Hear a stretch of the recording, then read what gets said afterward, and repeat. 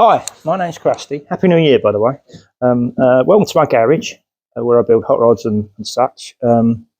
This is my 1928 Model A Roadster, which I've been building. It was basically a 2020 COVID build, and the idea was to utilise as much stuff that I had lying around the garage as possible for as cheap as possible. But you know what that turns out like. It gets extremely expensive after a while. You have to buy the correct stuff and whatever. Anyway, this is a short video to show you around the car and what I've done, what I've built, and what it's all about. We're going to start at the front on my 28 Roadster. I utilised a 32 grill shell due to the fact I actually prefer those to the Model A. It's fiberglass, obviously. I've got an aluminium insert which I hole punched and relieved the holes. So I'm utilising a 1940s I-beam front axle, which I've incorporated 1950 Plymouth drums, which are actually a far superior drum brake than the 40s Ford that everyone seems to use, and they're a lot cheaper, obviously.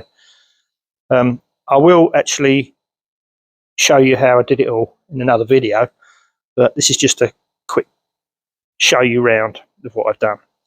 So I'm using wishbones connected to the 40s Ford front axle, and they are split and they are connected to the back of the chassis. So the headlights, I've used original Model A headlights, and I've mounted them on a bar at the front so that I can keep them very close together because I like that look. And they're halfway up the grille. I just think that look makes it look. It's a personal favourite. I've done a couple of cars like that, and I just like the look of them. So these are custom Harley fenders. Well, I think they are. I've had them for years. I'm going to adapt them and make them fit on the wheels, so that I can remove them if I want to run fenderless at a later date. So the body I got from Mark Ball. It's a glass fibre body. He does other bodies as well, but I like the 28-29 Roadster body. I have painted it, obviously. My painting is not tip top, but so I've had to mop it a lot. But hey, I did it myself, so it's fine. So the body is channeled over the chassis. The chassis is level, basically, with the bottom of the seals. So you come round to the back.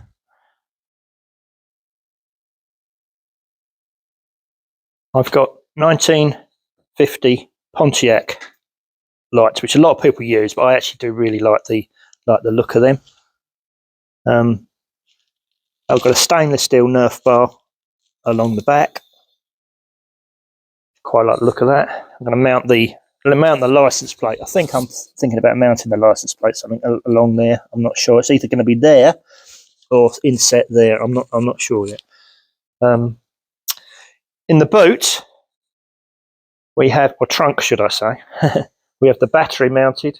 I have the tank mounted, which I think was off and there's a gas tank, was off a tractor, which I acquired years ago off a friend of mine, Guy.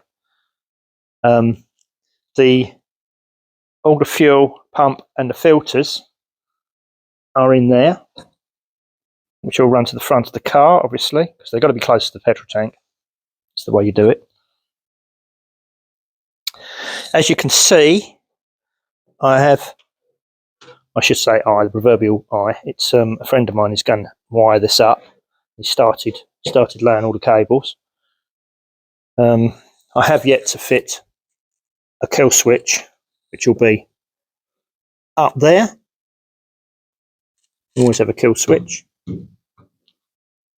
So moving round, coming down the other side of the body.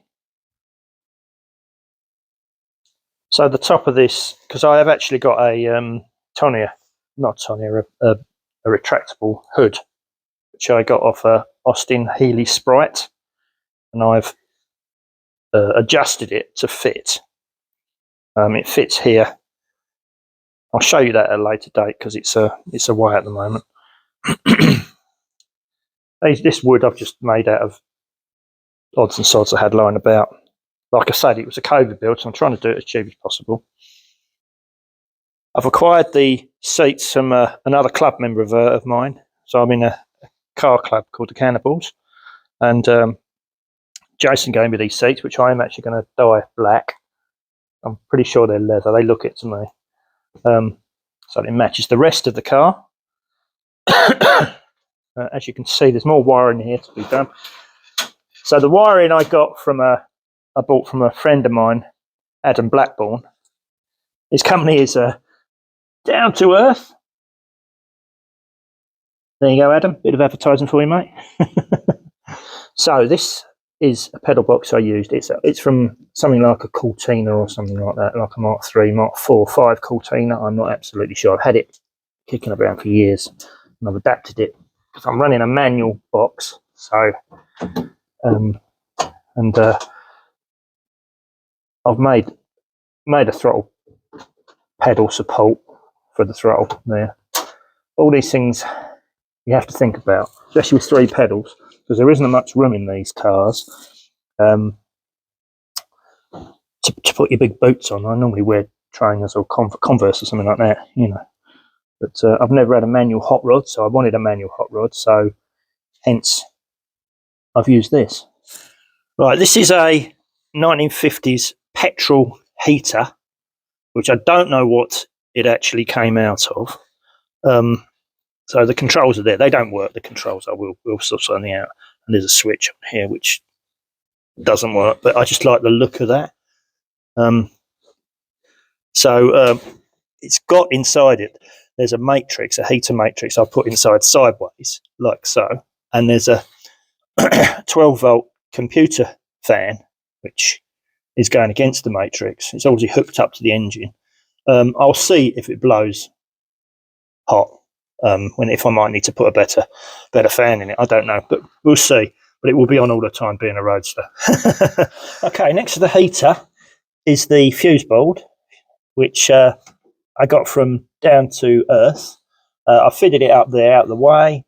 I have a friend of mine who's going to come along and fit the loom all into the car, because it's not really my thing.